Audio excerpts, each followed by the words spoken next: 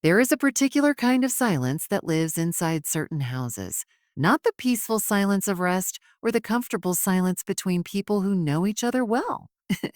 No, this is the silence of a woman who has learned very carefully that her voice carries consequences. Elena Mercer. Elena Whitfield, now after the wedding, had been living inside that silence for 6 years. She discovered it slowly, the way you discover a leak in the ceiling. First, a small stain, then another, and then one day, you look up and realize the entire structure above you is rotten and has been for longer than you'd like to admit. The Whitfield house sat at the end of Maple Creek Drive in Greenwich, Connecticut. One of those old money neighborhoods where the lawns were always perfect and the smiles were always practiced. It was a 4,000 square foot colonial with white shutters, a wraparound porch, and a kitchen that had been featured in Architectural Digest back in 2009. On the surface, it was everything Elena had ever dreamed of when she was a little girl growing up in a two-bedroom apartment in Cincinnati, Ohio, with her mother Diane, who worked double shifts at the hospital and still somehow found time to read Elena bedtime stories about women who changed the world.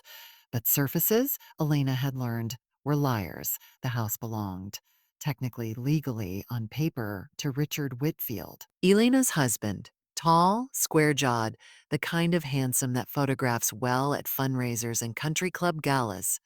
Richard was a partner at Whitfield and Associates, his father's commercial real estate firm, and he had inherited not just the business acumen of his father, but something darker, something quieter, a talent for making people feel small without ever raising his voice. They met at a charity auction in Manhattan. Elena was 27, working as a financial analyst at a mid-sized investment firm. She had a master's degree from Ohio State, a sharp mind for numbers, and a laugh that people described as contagious. Richard Whitfield, at 34, had looked at her across a room full of expensive art and overpriced cocktails and decided he wanted her, not loved, wanted, wanted. She didn't know the difference then. The courtship was dazzling. Weekends in the Hamptons, surprise reservations at restaurants with 2-month waiting lists, flowers delivered to her office on a Tuesday for no reason. Richard had a way of making you feel like the most important person in any room. And Elena, who had grown up watching her mother pour love into everyone else and receive so little in return, had been hungry for that feeling in a way she hadn't fully understood.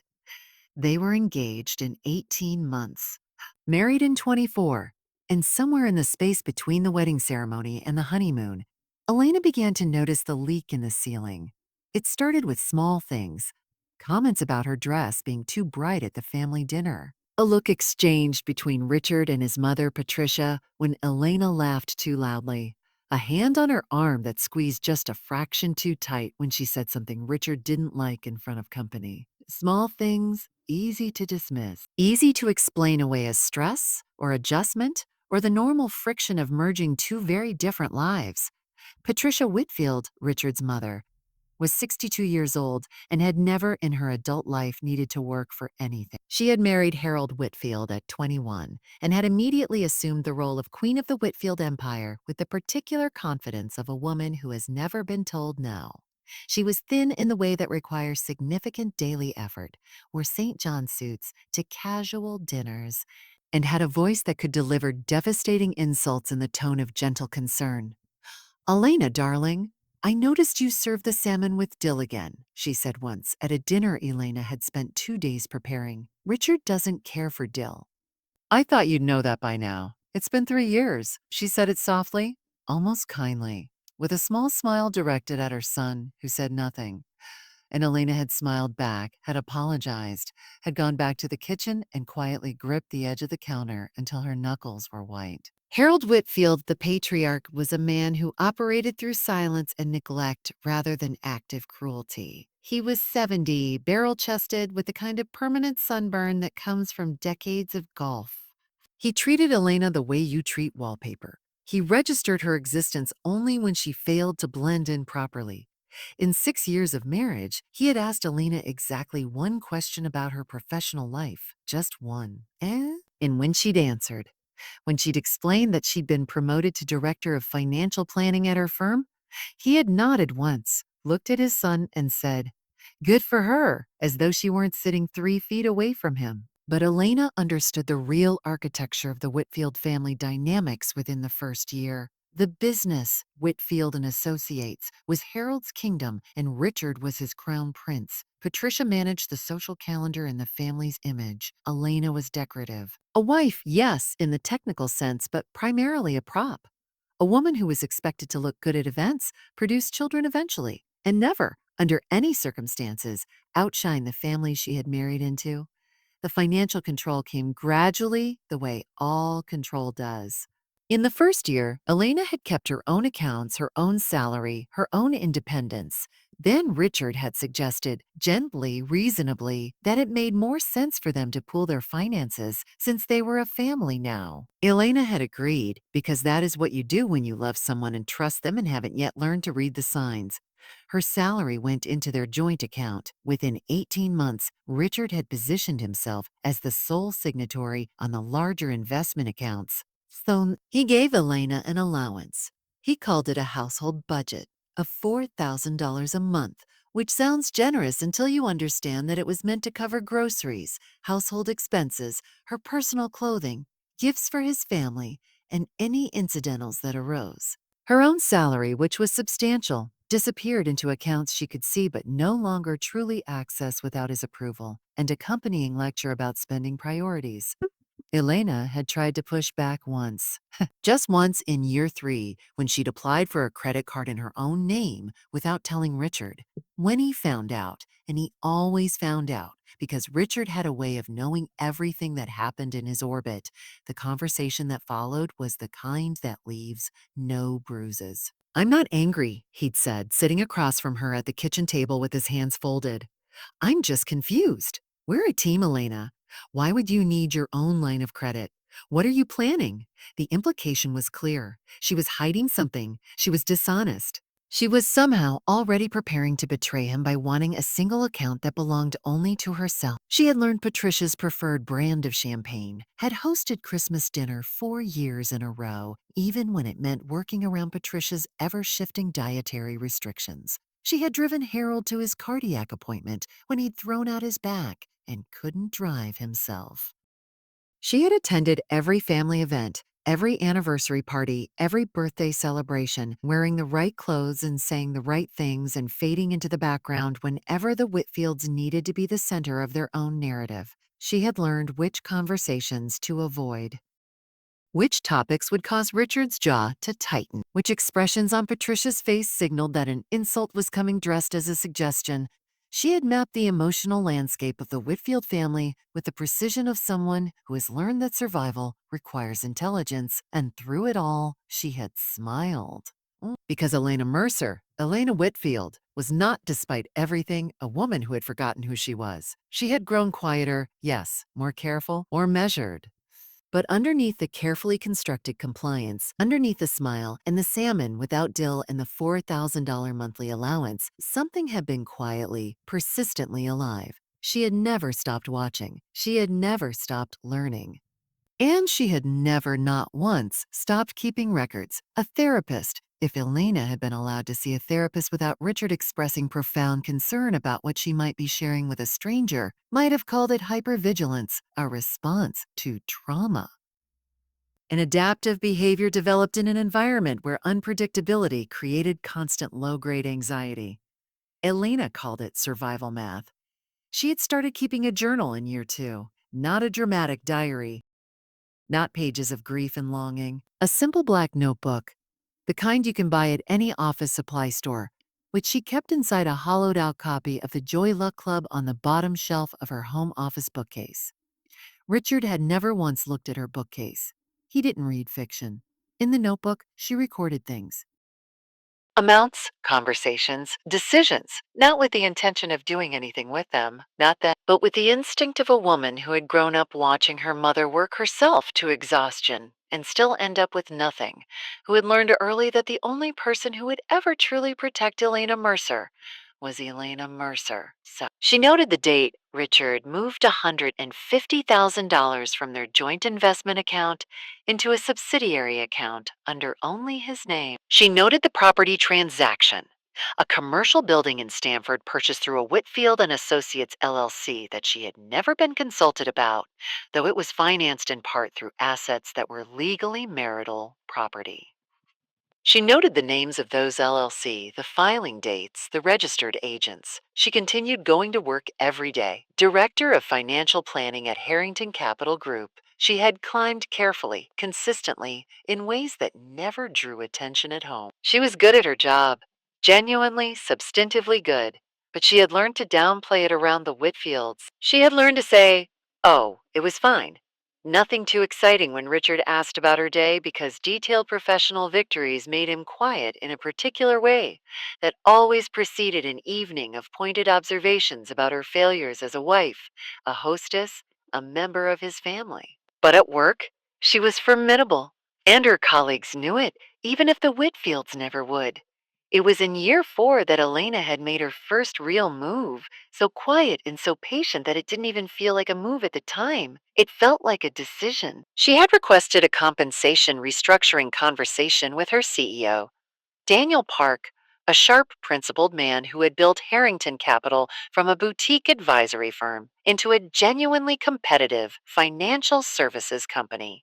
She had laid out calmly and with considerable documentation the case for why her compensation should be restructured to include a larger portion in deferred bonuses, equity grants, and a long term incentive plan. Daniel had looked at her across his desk and said, "Elena, you're one of the best financial minds in this building. Whatever you need." Elena had smiled, thanked, and walked back to her office, where she had sat down and looked out the window at the Manhattan skyline for exactly 3 minutes before returning to work. The restructured compensation meant that a significant portion of her earnings, growing every year, accruing interest and value, was held in accounts that were technically tied to Harrington Capital's long-term incentive structure. They were hers, absolutely and unambiguously hers. And because they were structured as deferred professional compensation rather than income, they didn't flow into the joint household account. Richard had never asked, and Alina had never lied. She had simply never volunteered the information, and Richard, who had long ago decided that Alina's professional life was unimportant enough not to require scrutiny, had never thought to ask for details.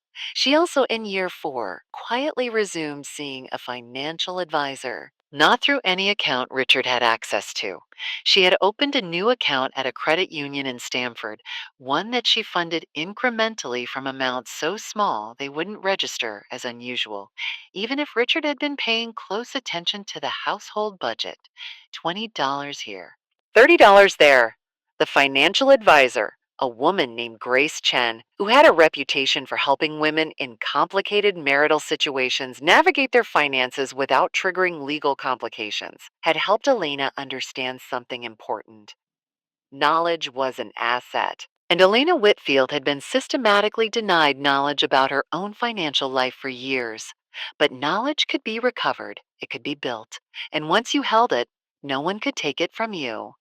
She was building a fortress, brick by quiet brick, while smiling across dinner tables and asking Patricia about her garden and telling Richard his presentations were wonderful. She was patient. She was methodical. She was waiting for the right moment. The invitation had said, "A celebration of Richard Whitfield, 40 years of excellence." Patricia had designed it herself, cream cardstock with gold embossing, the Whitfield family crest, which Patricia had commissioned from a heraldic designer in Boston in 1998.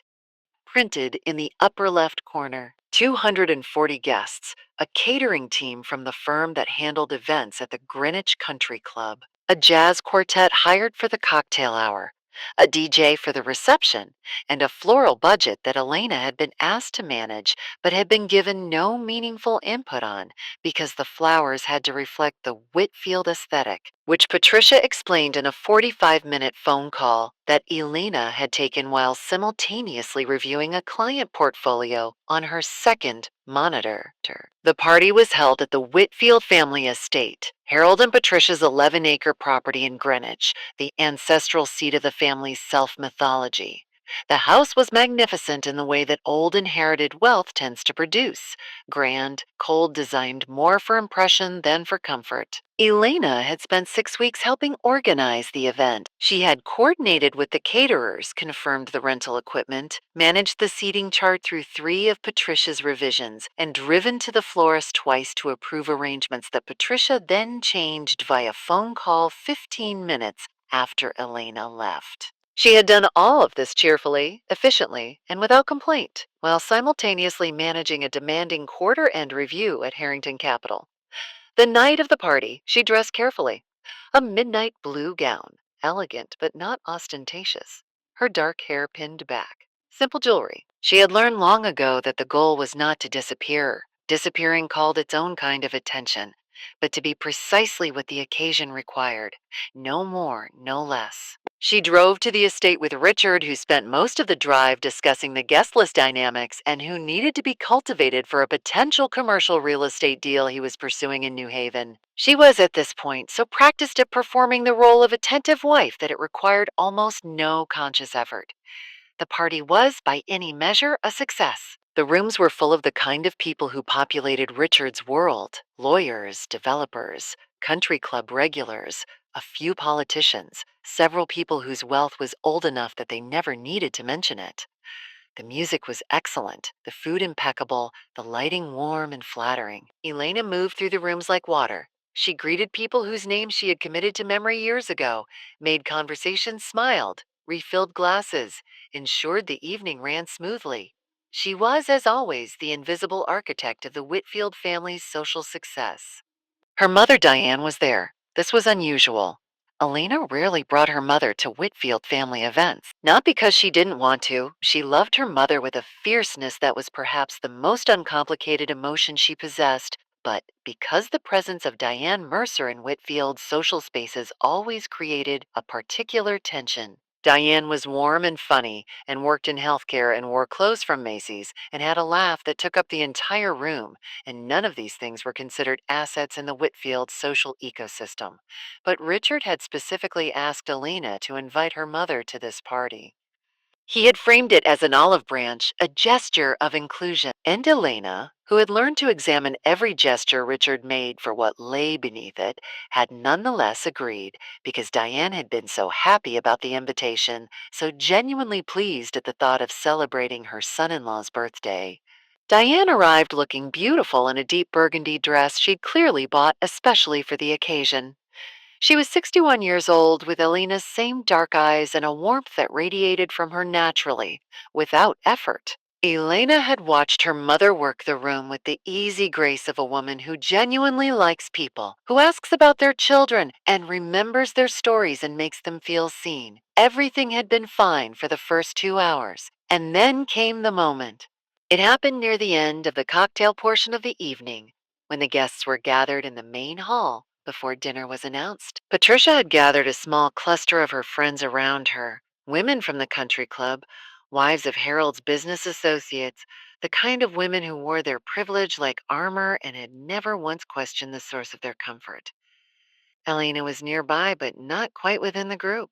She was speaking to Richard's cousin Mark and his wife when she heard it. Patricia's voice carrying with practiced ease across the space between them. Richard always had such wonderful taste, except perhaps once or twice. A small laugh from the group. Though I suppose we can't choose our families. Another laugh. And then clearly audible, clearly deliberate. Elena's mother, bless her heart. She means well. You can tell she tries. A beat? The kind of beat that allows an insult to fully land. She asked the bartender if they had Bud Light. The laughter that followed was soft, controlled. The kind of laughter that exists to establish hierarchy rather than to express actual amusement. Patricia lifted her champagne glass with a smile that didn't waver. Elena heard it, every syllable. She heard the way it was designed to land. She heard the condescension toward her mother who had worked 2 jobs to raise her alone, who had sold her car one winter to pay Elena's college application fees, who had driven 4 hours from Cincinnati to Greenwich for this party wearing her best dress, holding a wrapped gift she'd agonized over for 3 weeks. Elena heard it. She turned slowly. She looked at Patricia, Patricia met her gaze, held it for exactly 1 second, and then looked away with that smile still in place. And Elena looked at Richard. Richard, who had heard it. She could tell by the infinitesimal stiffening of his posture, and he said nothing. He looked at his wine glass. He said nothing. Elena excused herself from work and his wife. She walked to the bathroom at the end of the east corridor, the one that was rarely used during parties. She ran cold water over her wrists. She looked at herself in the mirror. Her expression was very still, not blank, not crumbling. Still, she stood there for 63 seconds. She counted. And then something shifted. Something that had been pressing against the inside of her chest for 6 years quietly and completely crystallized into something else. Something cold and clear and precise, like a diamond forming under pressure. She dried her hands. She reapplied her lipstick. She walked back out to the party and spent the next 3 hours being the perfect Whitfield wife. She smiled at Patricia's friends. She arranged the birthday cake presentation. She toasted her husband with champagne she did not drink. And when they drove home at midnight, Richard's hand on her knee, the jazz still echoing somewhere in her memory, Elena Whitfield made a decision. Not in anger. Anger was imprecise, and Elena had no use for imprecision. In complete and total clarity, she was done. And she would make sure that when she left with everything, and they were left with exactly what they deserved. She did not do anything the next day, or the day after that, or the day after that. She had dinner with Richard on Monday and asked about his week. She attended Patricia's garden party on Saturday and complimented the hydrangeas. She drove Harold to his follow-up cardiac appointment on a Thursday morning because Patricia had a prior commitment at the women's auxiliary, and she handed the discharge paperwork to the nurse with the same calm efficiency she brought to everything. She was the perfect wife for 23 more days while she built her plan. The first call she made was to Grace Chen, her financial advisor at the Stamford Credit Union.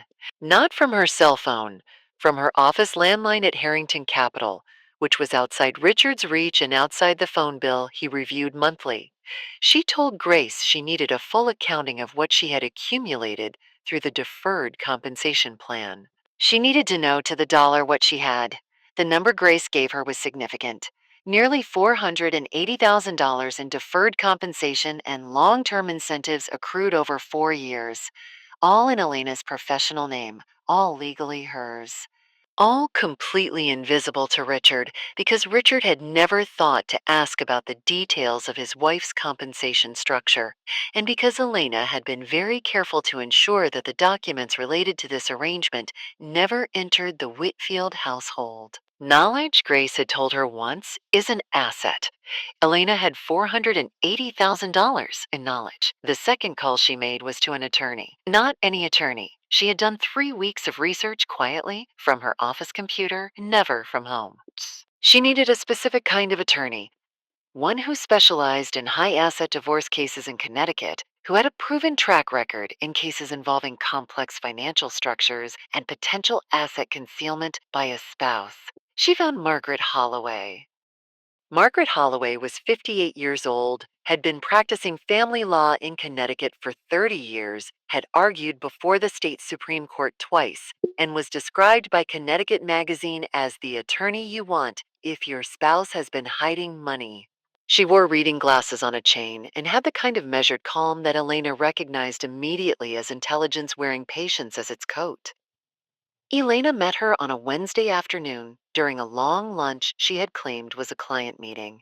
She laid everything out, not emotionally, clinically, with documentation. She had spent 3 weeks organizing her black notebook into a structured narrative with financial exhibits, and she presented it to Margaret Holloway with the precision of a financial analyst presenting a quarterly report. Margaret had been quiet for a long moment at the end. "You've been keeping records for 4 years," she said. "Since year 2, Elena said, "and you've never told him." "I've never told anyone." Margaret removed her reading glasses and looked at Elena directly. "You understand that Connecticut is an equitable distribution state. Marital assets are divided fairly, not necessarily equally.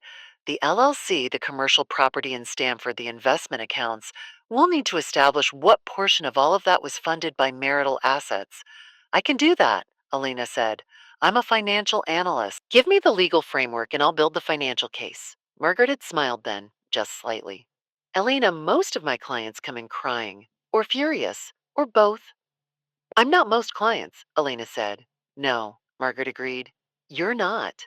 They did not begin the formal divorce proceedings immediately. Margaret had advised patience, strategic patience, not the helpless kind Elena had been practicing for years. There were things that needed to be in place first. There were assets that needed to be properly documented. And there was a piece of information Margaret needed, which was the full scope of the Whitfield family's financial structure, because the more complete the picture, the stronger the case. Elena provided the financial picture with meticulous care. She had spent years watching Richard and Harold manage their business without ever treating her as someone worth informing.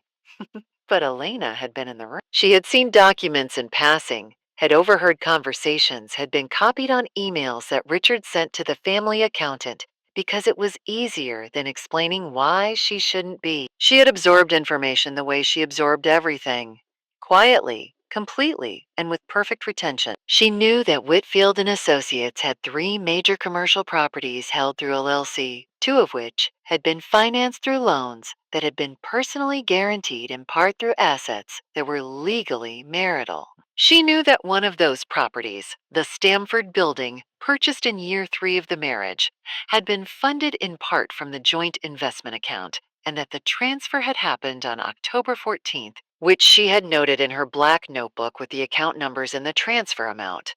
She knew that Harold had restructured his will 2 years ago, moving the primary inheritance toward Richard in ways that were designed to circumvent any claim Elena might have as Richard's spouse. She knew this because she had overheard a phone call between Richard and the estate attorney, and she had immediately written down the attorney's name and the date. She knew that Richard maintained a separate account at Chase Bank, one he had never disclosed on their joint tax returns, which received quarterly payments from a subsidiary of Whitfield and Associates. She had discovered this by accident in year 5, when a piece of mail addressed to Richard had arrived at the house, and she had opened it before realizing it was from a financial institution she didn't recognize. She had memorized the account number, the institution name, and the most recent balance visible on the statement.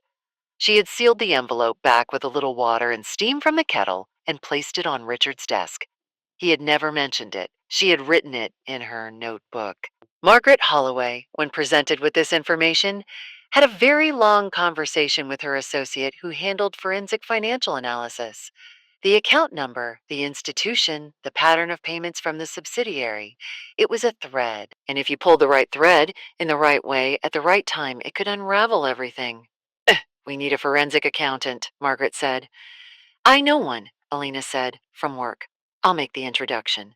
She was not impulsive. She was not angry. She was a woman with a plan, and the plan was working, while the legal foundation was being built. A process that took 4 months of careful, invisible work. Elena was also building the second pillar of her strategy, social. She understood with perfect clarity that the Whitfield family's greatest source of power was not financial. It was reputational in the world they inhabited, Greenwich society, the country club, the charitable boards, the industry associations. Reputation was currency. The Whitfields had spent decades carefully constructing the image of a successful, cohesive, upstanding family. Harold, the patriarch, self-made, in the way that men who inherited advantages like to describe themselves. Patricia, the elegant matriarch. Richard, the capable heir. Elena had spent 6 years being invisible in that narrative. Now she was going to make herself visible. Not loudly, not dramatically, not in any way that could be characterized as vindictive or erratic. Those were the characterizations that hurt women in divorce proceedings. She was going to be visible in the way that mattered, as a competent, accomplished, respected individual who had her own life, her own standing, and her own relationships entirely separate from the Whitfield family identity. She began by reconnecting, carefully, methodically. Colleagues from her early career who had drifted away during the years of Whitfield's social obligations and Richard's preference for keeping her time controlled. Friends from graduate school. A mentor from her first job in finance, a woman named Dr. Carla Osi, who had since become a fairly prominent figure in women's financial advocacy circles. Elena had let these connections lapse, partly from lack of time, partly because Richard had a way of making her feel guilty for friendships he wasn't part of. She reactivated them: lunches, phone calls, attendance at professional events that she now simply went to without asking Richard's opinion, which she had always technically been able to do, and which Richard had always made her feel was inconsiderate. She stopped seeking permission for her own social calendar. Richard noticed. He asked once about a dinner she'd mentioned she was attending with a former colleague. His tone was mild, but his eyes were doing the calculation Elena had learned to read. "Just catching up," she said pleasantly. "I've been so heads down at work. It's good to reconnect." He hadn't pressed it. Pressing would have required him to acknowledge that he had, for years, been subtly managing her social world, and Richard Whitfield did not acknowledge uncomfortable truths about himself.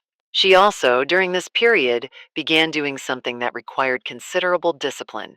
She started being visibly, genuinely kind to people outside the Whitfield family orbit.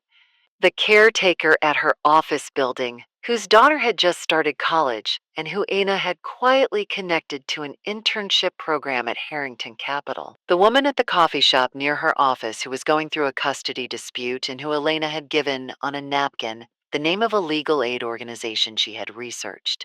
Small things, real things. She was building a record, yes, but she was also being the person she had always wanted to be. The person she had slowly been prevented from being inside the Whitfield marriage.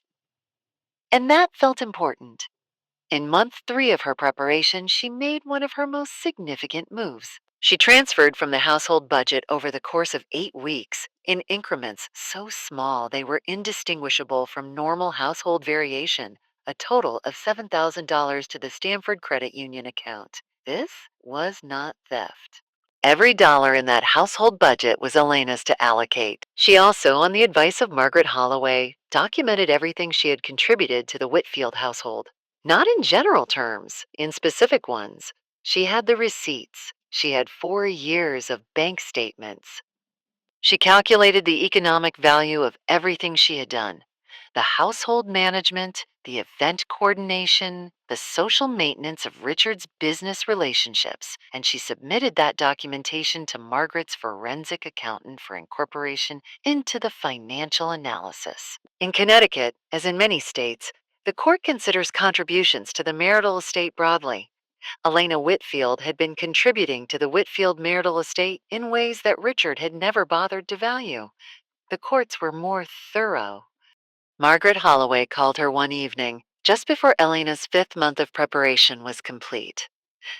"Elena," she said, and there was something in her voice, a quality of controlled excitement, the kind that lawyers develop to replace the enthusiasm they feel when the evidence is extraordinary. "The forensic accountant has completed the preliminary analysis, the undisclosed Chase account. There are 6 years of deposits. The source trails back to a Whitfield and Associates subsidiary.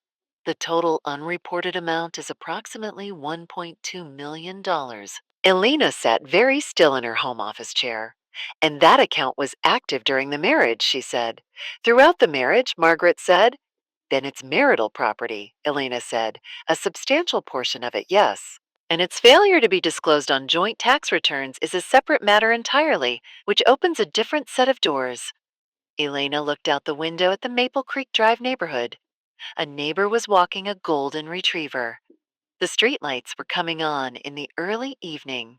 Everything looked exactly the same as it had looked for 6 years. "How long?" Elena asked. "Another month," Margaret said. "I want everything airtight." "Airtight is fine," Elena said. "I've waited 6 years. I can wait another month." It was a Thursday evening in October when Elena served the notice, not in a dramatic gesture, not with shouting or tears or the kind of confrontation that Richard would have known how to manage, because Richard was very good at managing emotional confrontations. He had the particular skill of men who have spent years making their wives question their own perceptions, the ability to become the aggrieved party in any dispute, no matter who had initiated the harm. Elena had no intention of giving him that opportunity. She had made dinner. A proper dinner, chicken marsala, roasted vegetables, a bottle of wine she'd been saving. She had set the table carefully with the good plates. She had looked to any observer like a woman having a pleasant Thursday evening with her husband. Richard had come home in a good mood. A deal he'd been working on had moved forward. He'd talked about it over the chicken marsala, about the potential return on the New Haven property, about how Harold was finally stepping back from the operational decisions and letting Richard run point. Elena had listened. She had refilled his wine glass. She had said, "That's wonderful, Richard." And then, after he had finished eating and leaned back in his chair with the comfortable expansiveness of a man who feels very settled in his life, Alina had placed a manila envelope on the table. Not dramatically, not with any particular ceremony. Just set it down, the way you'd set down a document that needed reviewing. Richard looked at it, then at her. "What's this?" he said. "Your copy?" Elena said. "Margaret Holloway's office is delivering another copy to your attorney. Though if you don't already have one, she can recommend several who handle this type of case." He opened the envelope, slowly at first, then with increasing rapidity as the document's nature became clear. A petition for dissolution of marriage, 63 pages, because Margaret Holloway was thorough. Financial disclosures, exhibits, the forensic accountant's preliminary report. She watched his face move through expressions she had never seen on it before. Surprise, yes. And beneath the surprise, something else. The particular expression of a man who realizes he has badly miscalculated the situation he is in. This is he started. Comprehensive, Elena said. Yes, he looked up. His voice had gone to the quiet, dangerous register she knew well, the one that usually preceded an extended campaign of emotional pressure. "Elena, we should talk about this." "We can talk," she said pleasantly. "My attorney will be in contact with yours. I'd recommend you engage someone quickly because there are some time sensitive aspects to the financial disclosures." A pause. She watched him register the word financial disclosures. "What do you mean by that?" he said. "The forensic accountant was very thorough," Elena said. She stood, began clearing the plates. "The chicken was good tonight, I thought. I almost made the salmon, but I decided against it." She carried the plates to the kitchen and did not look back.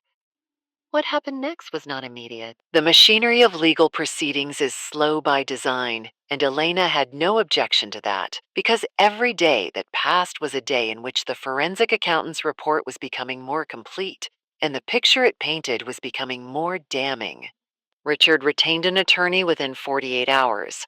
His name was Clifford Baines, a man who had handled Harold's business disputes for 20 years, and who was, as Margaret Holloway described him when she learned of his involvement, very capable at aggressive maneuvering. Margaret was unbothered by this. She had what she had, and what she had was exceptional. The discovery process began. And this, Elena had been warned, would be uncomfortable. Disclosure requests, depositions, financial record demands. Richard and his attorney would fight. They would challenge the characterization of assets. They would argue that the LLC were business entities, that the real estate holdings predated the marriage, that Elena's contribution to the marital estate was minimal. They did all of those things.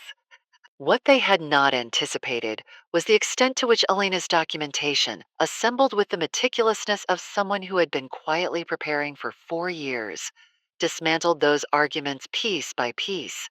The October 14th transfer from the joint investment account to the Stamford LLCs. Documented. The personal loan guarantees executed using marital assets. Documented. The undisclosed Chase account, receiving payments throughout the marriage, funded by Whitfield and Associates subsidiary distributions that Richard had characterized as deferred business income on company filings, but had never reported on joint returns. Documented and flagged by the forensic accountant with a note that this information had been shared with their advisors and might warrant the attention of other regulatory bodies. That was the moment Richard's attorney became much less aggressive.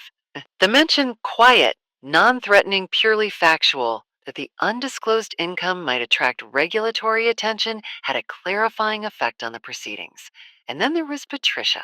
Patricia Whitfield had, until this point, operated on the assumption that Elena would be managed, that this was a bump in the road, a moment of female irrationality that would be smoothed over through a combination of pressure, condescension, and the social and financial leverage the Whitfield family had always used to maintain control. Patricia had called Elena twice in the first week after the filing. Elena had not answered. She had documented the calls. Patricia had then done something that was either strategically bold or catastrophically miscalculated. She had reached out to Elena's mother.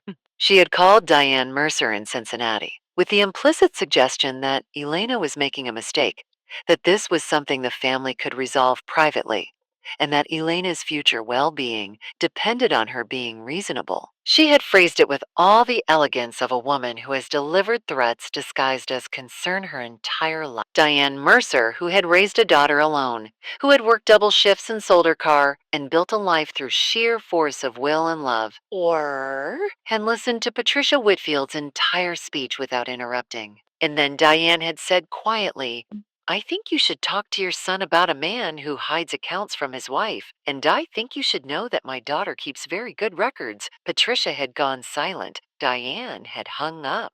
When Elena heard the story, her mother had called immediately after, still a little breathless with the triumph of it. Elena had laughed, genuinely and completely laughed for the first time in longer than she could specifically remember. The legal proceedings continued. Margaret was methodical. The forensic accountant's report entered the record. The judge presiding over the case was a woman named Honorable Patricia Grace, which Elena privately noted as an interesting coincidence of naming, who had a reputation for careful attention to financial complexity and zero patience for incomplete disclosure. Richard's attorney filed several motions to limit the scope of discovery. They were largely denied. The undisclosed Chase account, once formally entered into the proceedings, required explanation. Richard's attorney provided one that was legally creative and factually insufficient. The judge said so. Margaret moved for a determination that the assets in that account, and qual $1.2 million, constituted concealed marital property. The motion was substantial and well documented. The hearing on that motion was 45 minutes long. Elena sat beside Margaret and listened to the arguments with the particular stillness she had learned to cultivate. Richard sat across the room, and she was aware of him without looking at him. She had no interest in his face. She had given 6 years of attention to Richard Whitfield's face, to its expressions and moods and subtle signals. She was done reading him. The judge ruled in Elena's favor. $1.2 million. Marital property, subject to equitable distribution. The financial settlement that Margaret ultimately negotiated. After 4 more months of proceedings, after 3 attempts by Richard's attorney to reach a private settlement that Elena declined because the early offers were inadequate, was extraordinary. Elena received 54% of all identified marital assets, reflecting the court's assessment of her contributions to the estate and the documented financial misconduct. She received the Greenwich House, which had appreciated significantly and was appraised at $2.3 million. She retained full ownership of her Harrington capital, compensation, and equity, which had continued to grow during the proceedings. She received a settlement payment from Richard's personal assets, including his stake in the undisclosed Chase account, of $640,000.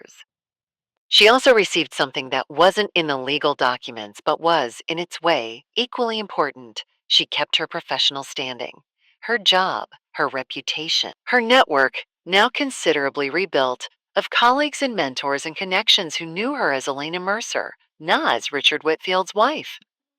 Richard received his share of the remaining marital assets, reduced significantly by the settlement payment and the equitable distribution ruling. He retained his partnership in Whitfield and Associates for approximately 3 months. The flag Margaret's forensic accountant had raised, the quiet factual notation that the unreported income in the Chase account might warrant regulatory attention, had not been merely a negotiating tactic. It had been an accurate observation about a genuine compliance issue. And once the divorce proceedings had made the account's existence a matter of legal record, the information existed in ways that regulatory bodies were capable of finding through their own processes. Elena had not reported anything to any regulatory authority. She had not needed to. She had simply failed to conceal the information, which was different. The IRS, which has its own processes and its own motivations, became interested in the pattern of unreported distributions from the Whitfield and Associates subsidiary. Their investigation was their own, conducted entirely separately from Elena, and she had no involvement in it. But its consequences were significant. The back taxes, penalties, and interest assessed against Richard Whitfield personally for 6 years of unreported income amounted to a figure that consumed the majority of what he had retained from the divorce settlement. His personal financial position within 14 months of the divorce finalization was genuinely distressed. At Whitfield and Associates Herald, found that the regulatory scrutiny touching on his son's finances had the uncomfortable tendency to spill toward the business. The subsidiary that had funded Richard's undisclosed account was examined. Questions were raised about the financial relationship between the parent company and that subsidiary. The business's primary lender, a regional bank that had been Whitfield and Associates' partner for 2 decades, reviewed their relationship in light of the new information and determined that their exposure was greater than they were comfortable with. The commercial properties that had been the Whitfield family's primary source of wealth and status for 30 years were, in a very real sense, built on a financial structure that had just been significantly weakened. 3 major clients of the firm, upon learning of the regulatory attention through the Greenwich Rumor Network, which Patricia had always cultivated and which was now operating against her interests, made decisions to seek their real estate services elsewhere. Harold's health did not improve under this stress. Patricia, who had managed the family's social life with such careful precision for decades, found that social ecosystems are as sensitive to the smell of failure as they are attracted to success. Friends who had attended Richard's 40th birthday party, the party where Patricia had laughed about Diane Mercer's taste in beer, became suddenly less available for the charitable committees and club events that Patricia had always organized. Not rudely, not dramatically, simply unavailable, with the particular social amnesia of people who are recalibrating their associations. Patricia's position at the Greenwich Women's Auxiliary, where she had served on the board for 12 years, did not survive the news that her son's divorce had involved findings of financial concealment. Not because anyone made a formal decision, but because that is how social power works. It is not taken, it evaporates. Richard, without the financial cushion he had always relied on, without the partnership stake that had constituted his identity, without the social world that had always been curated around the Whitfield name, Richard discovered what Elena had been discovering for 6 years.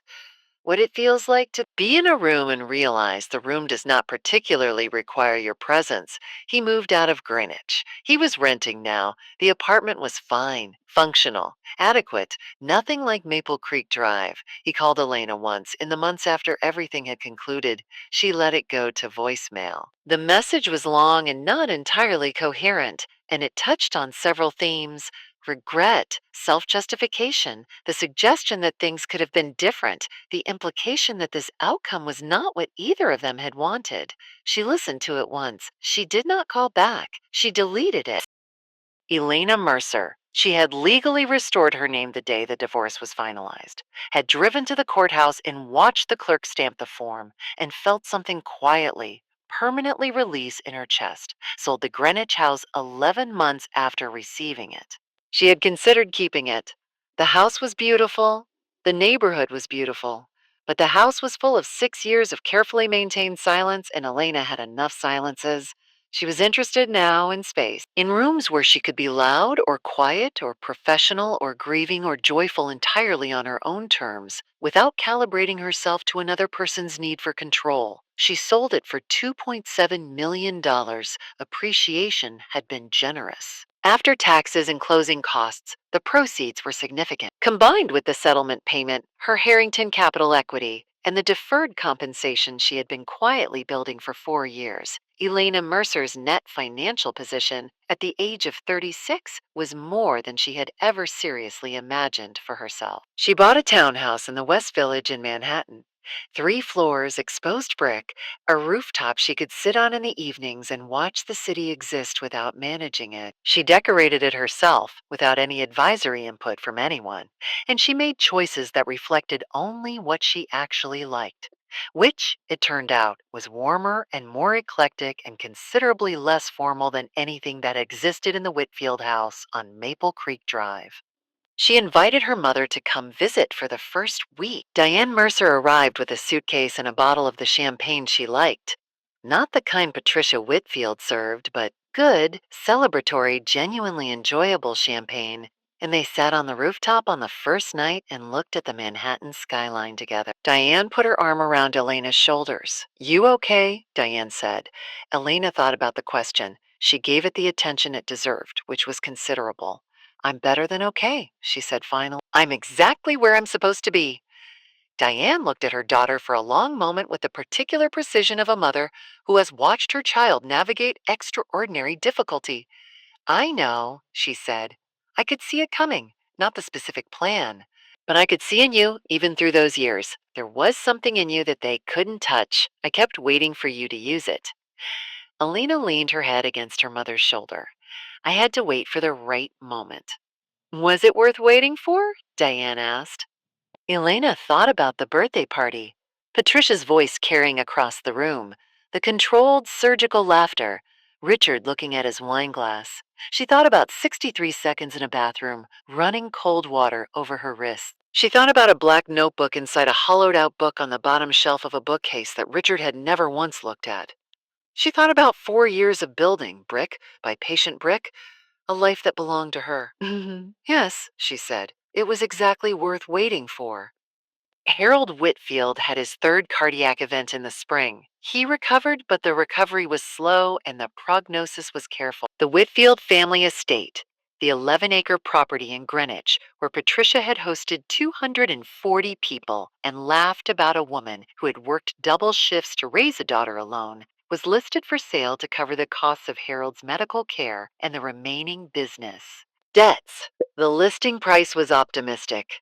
The final sale price was less so. Patricia moved into a smaller house in Darien, a 2-bedroom, not the 4,000 square feet she had lived in for 30 years. Her garden, which she had cultivated with such care, and which she had discussed with Elena at so many social events, was now a small rectangle of lawn she managed herself. Because the landscaping service had been an early casualty of the financial recalibration. Richard had found work. Elena had heard this through the kind of incidental information that circulates even when you've removed yourself from a social ecosystem. He was working at a commercial real estate advisory firm in Bridgeport, not running anything, not inheriting anything, working as a senior associate at a firm that was fine, functional, adequate.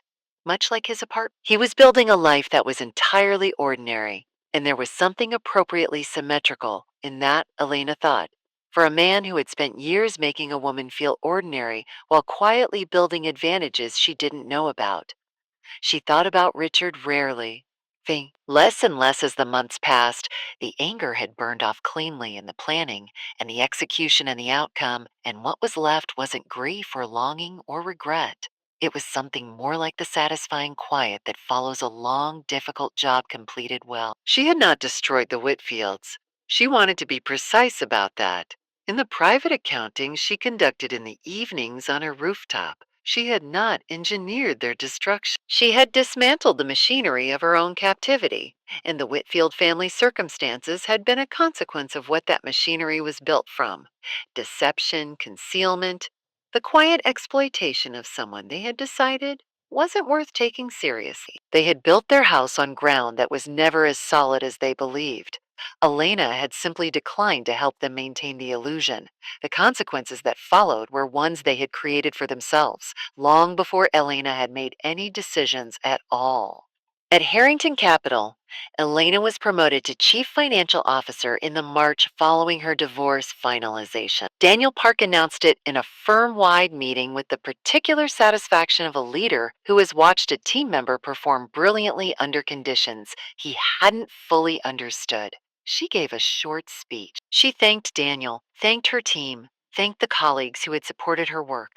She did not mention anything about the last 7 years, except to say that she was grateful for every experience that had clarified what she was capable of. Her colleagues gave her a standing ovation. She sat down and smiled, and for the first time in a very long time, the smile required no performance at all. There is a particular kind of strength that isn't visible in the moment you're using it. It doesn't announce itself. It doesn't look impressive from the outside. It looks, if anything, like patience, like compliance, like a woman who serves salmon without dill and smiles at birthday parties and quietly excuses herself to the bathroom when her heart breaks in a way she won't allow to be witnessed. The strength is in what you're doing while you're doing that.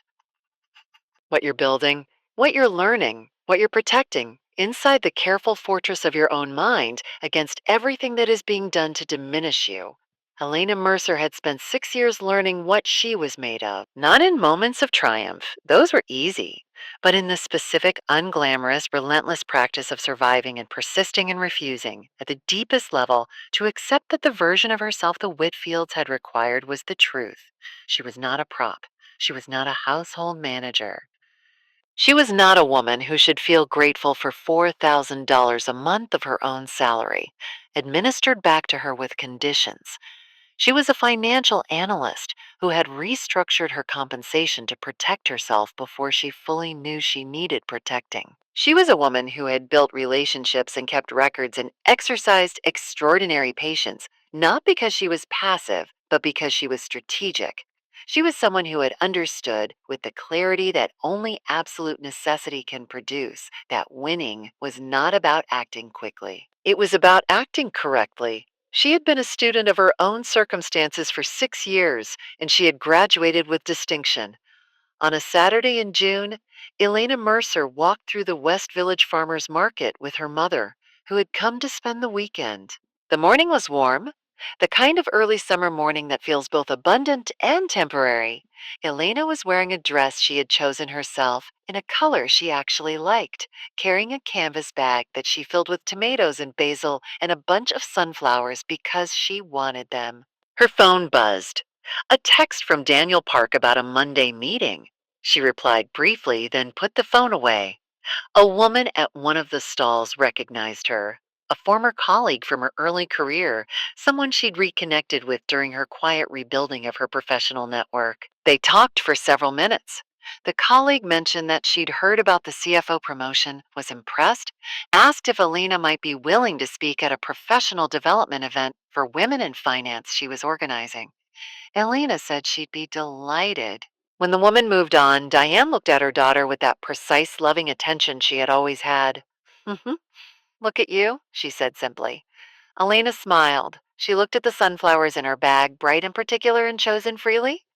Yeah, she said. Look at me. Here is what Elena Mercer knew by the time the story was complete. She knew that no one hands you power, not in a marriage, not in a career, not in any room you've ever walked into. Power is built or it is borrowed, and borrowed power comes back due when the lender decides the terms have changed. What you build yourself, with patience and intelligence and the willingness to keep going on the days when keeping going is the hardest thing you've ever done that cannot be recalled, that cannot be restructured into an account you no longer control. She knew that the quietest people in any room are frequently the ones who are paying the closest attention. She had been quiet for 6 years, and she had paid attention to everything, to every account number and transfer date and offhand comment about how the real estate market was responding to interest rate changes. She had filed it all away in the careful architecture of her own mind, in a black notebook inside a hollowed out novel, in the records she kept with the diligence of someone who knows that documentation is the difference between a story and a legal argument. She knew that patience is not the same as acceptance. She had accepted nothing.